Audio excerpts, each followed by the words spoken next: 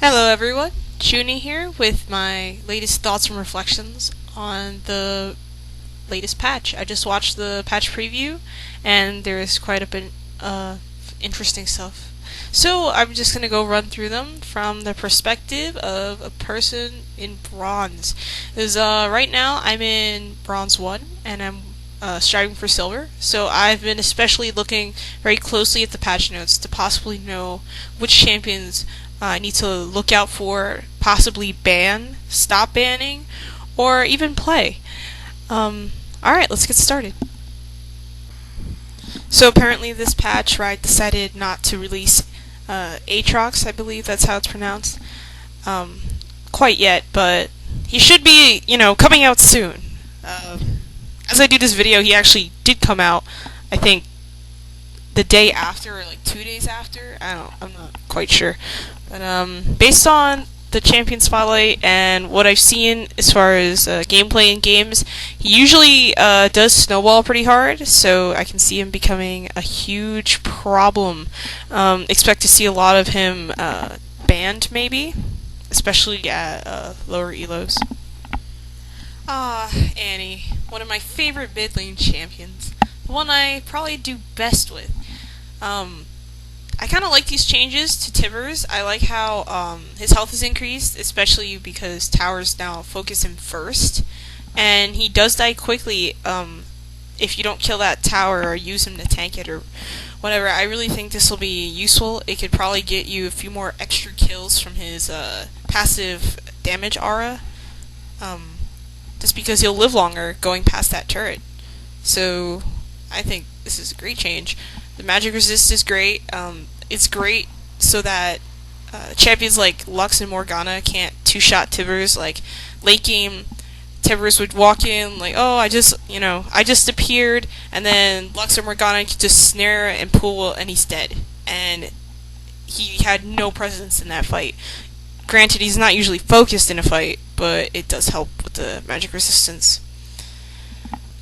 Another thing I like about this change is that now it takes a lot, well, not a lot, but it takes less mana to ult. And I used to find this same problem with Nasus before they did the mana reduction changes. Well, not mana reduction. Before they reduced the cost of mana for his ultimate, for example, I would die sometimes because I couldn't ult because I was out of mana, or I just had not enough. And I think being able to ult more often is definitely going to help Annie because I don't like building her mana-wise. I like building her just plain out burst. And Archangels isn't usually what I buy on her, but I could see this starting to slowly go away as a need for many Annie players. So these are great changes.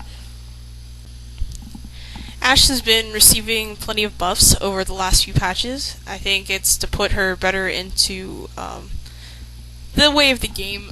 Many carries like I want to say Graves, Ezreal, Caitlyn, and there's someone else. Oh, and Tristana, for example, were favored because they can just jump out of a fight, get out of the way. They can disengage, stuff like that. The only disengage tool Ashe has is her arrow, and sometimes it's not enough because you can't just, you can't jump over walls or anything, and you don't have a movement speed boost like Draven does. So yeah, they've definitely been adding some like buffs to her. In this patch, they decided to change her passive so that now she gains 3, 4, 5, 6 focus stacks every second. So I guess this means that your critical strike chance will be up more often, which I can see as being a great thing in some aspects because now you can I guess you could kind of do like the Caitlyn thing where you wait for your headshot and then poke harass. Maybe you can start doing that with Ashe in her passive if you don't have any minions that are about to die. Another thing, I like how, I used to play support Ashe. I could see this coming back, maybe. It was a thing in Season 2 that just, popped up for like a little bit. But I think you might see that again based on these changes. Alright, with Corki, I can see... Wow, that's a That's a big bug fix. Imagine if you just used your missile barrage and it would fail to deal damage. Huh. Now you know why you died, Corky players. Now you know why you died. Before I start going over the changes to Hecarim, I just want to say, like, he's the jungler I have tried actively to get better at and to learn, because he's been so effective in solo queue and even duo queue, but like just solo queue ranked. Like, he's been so influential. He's banned almost every game. Like, it's kind of insane as far as yeah. Wow. All right, devastating charge. Now the target.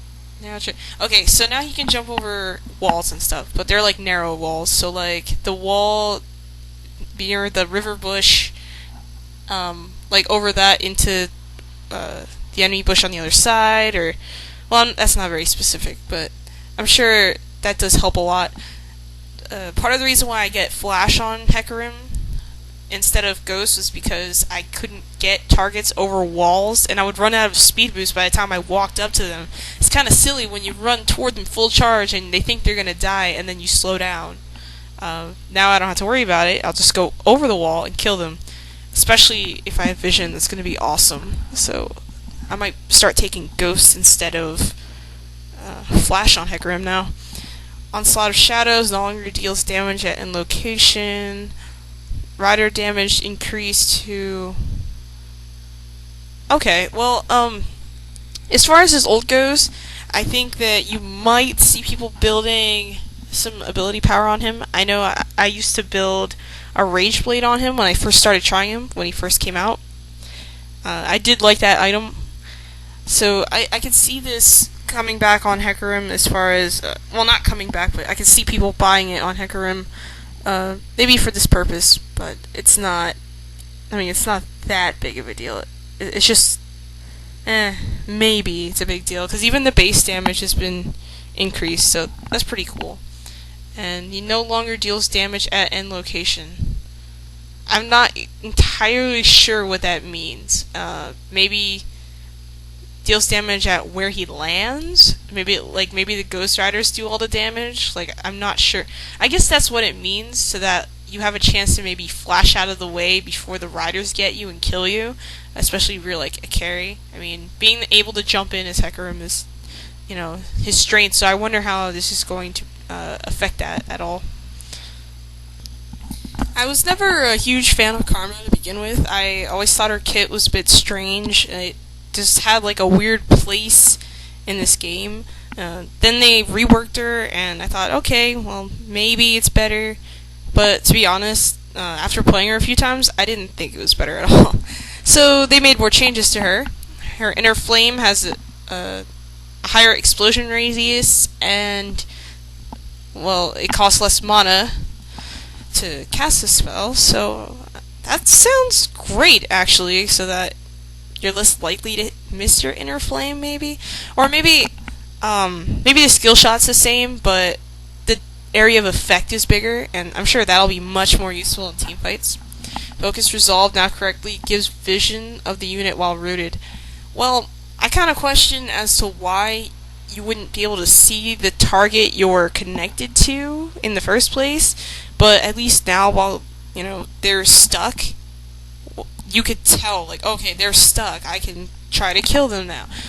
And everyone else would know that they're stuck also. So that's definitely useful, especially if you're supporting in bottom lane, because vision is power down there. You have any kind of ward or whatever in the bush, especially if you're working with like a Vayne or something, just land a combo and it's over.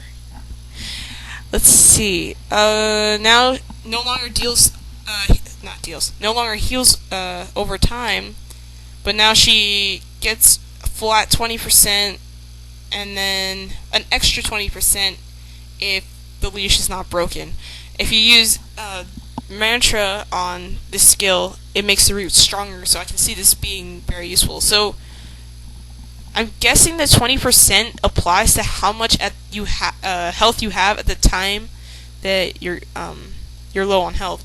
So maybe this means that when you first land the skill, you gain 20% of the health you're missing. and then when the person is rooted, you gain another 20%. Only it's not 20% of what you needed before. You're not getting the same 20%. I think you're just getting half that much because, well, not half that much, but you're getting as much percent as you need after you get the first heal. So I'm guessing the second heal is smaller than the first heal. I'm pretty sure that's what that means. Inspire, Mantra Bows, let's see. Fix the bug where Defiance his mini shields weren't applying the ability power ratio. That's a problem. Good thing that was fixed. So, Karma players, I recommend coming out and kicking some butt in solo queue, because this looks very strong.